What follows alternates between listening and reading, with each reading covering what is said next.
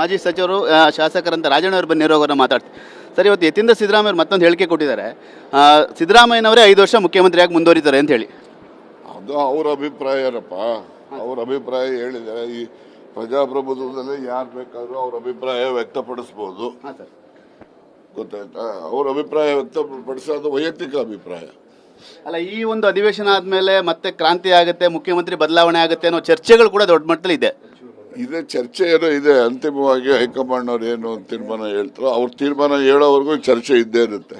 ಈಗ D K Shivakumar ಅವರು ಮುಖ್ಯಮಂತ್ರಿ ಆದ್ರೆ ನೀವು ಆ ಸಚಿವ ಸಂಪುಟದಲ್ಲಿ ಇರಲ್ವಾ ಸರ್? ಸಚಿವ ಸ್ಥಾನ ಕೇಳಲ್ವಾ? ಮಾಡಿದ್ದೀನಿ, ನಾನು ಆಗೋದಿಲ್ಲ ಅಂತೇಳಿ ಏನ್ ಹೇಳ್ಬೇಕು?